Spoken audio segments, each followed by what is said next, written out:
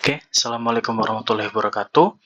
Pada kesempatan kali ini saya akan menjelaskan tentang backpropagation yang telah diubah ke dalam kode. Dan untuk kode ini didapatkan langsung dari repository yang sudah diberikan sebelumnya. Oke, langsung saja kita mulai. Jadi,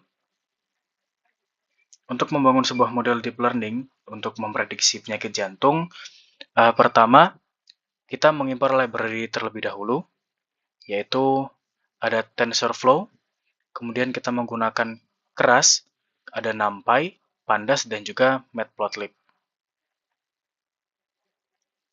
Kemudian selanjutnya kita akan load dataset atau mengubah dataset kita melalui link ini menggunakan function pd.readcsv. Setelah itu kita mengecek keseimbangan dari datanya, lalu dilakukan juga data preprocessing atau pemrosesan data.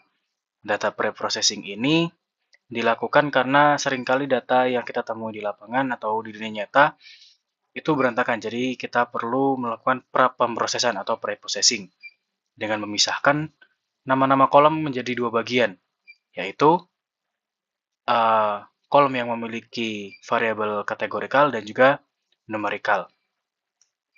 Untuk yang categorical variable atau variabel yang memiliki tipe data kategorikal itu dilakukan one-hot encoding menggunakan fungsi pd.getDummies untuk mengubah data kategori menjadi kolom biner yang bisa dipahami oleh algoritma komputer.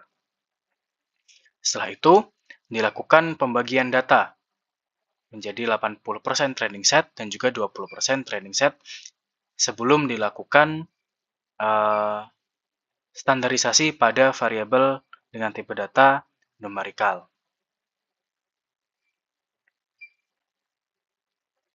Untuk standarisasi dilakukan terlebih dahulu perhitungan rata-rata dan juga standar deviasinya. Hal ini untuk mencegah fitur dengan rentang nilai besar dapat mendominasi fitur lainnya.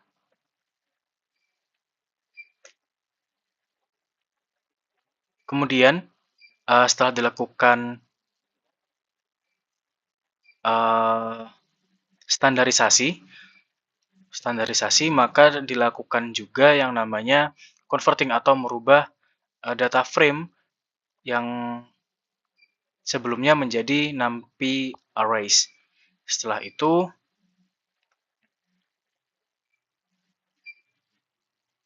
dilakukan juga pemisahan antara kolom variabel, kolom input dan juga targetnya. Pada kode ini, target dipisahkan dengan mengambil dan menghapus data ke-6, seperti ini. Setelah itu, setelah data siap, maka selanjutnya kita akan langsung membangun arsitektur modelnya, yaitu neural network-nya.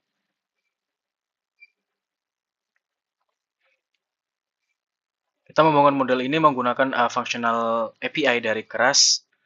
Arsitekturnya sendiri terbagi menjadi 3 bagian. Yang pertama adalah input layer, yang menerima jumlah fitur dari data latih atau training dataset atau data frame. Dan selanjutnya adalah hidden layer dengan 16 neuron yang ini.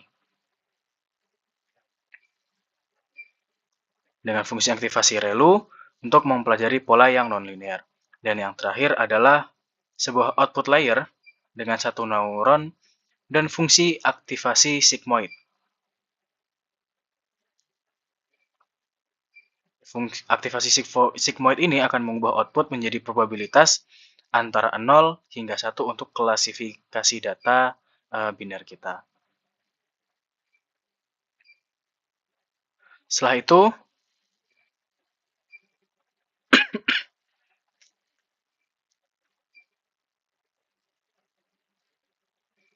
Setelah itu, model harus dikompilasi terlebih dahulu sebelum dilakukan proses training.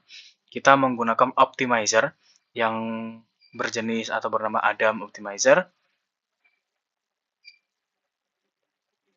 Kemudian, untuk loss function-nya menggunakan binary cross entropy dan matriks yang digunakan adalah akurasi. Proses pelatihan ini dijalankan sebanyak 300 epoch dan model memproses 32 sampel tiap iterasinya. Atau di sini sebenarnya adalah batch size. Dan kemudian akan menyisihkan 20% dari data latih kita untuk memvalidasi pelatihan setiap di akhir epoch-nya. Setelah itu, kita dapat memvisualisasikan hasil atau proses training. Yang pertama adalah training loss dan juga validation loss. Ini untuk memvisualisasikan bagaimana proses training dan validasi di tiap epoch-nya. Setelah itu dilakukan juga visualisasi pada hasil akurasi pada setiap hasil epoch-nya. Dan yang terakhir, dilakukan juga evaluasi model menggunakan akurasi. Dan inilah gambaran utuh bagaimana kita membangun sebuah sistem prediksi berbasis neural network dari data mentah hingga evaluasinya. Dan jika ini di run, maka akan ditampilkan bagaimana proses membangun algoritma backpropagation ini. Dan ini adalah proses dari epoch-nya sendiri yang dilakukan sebanyak 300 epoch dan tiap epoch-nya adalah 32 kali iterasi.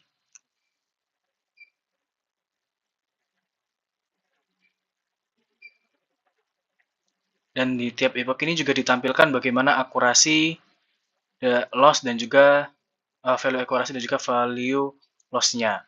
Sehingga kita bisa mengetahui bagaimana tiap epoch berpengaruh pada hasil training di data yang kita jadikan input.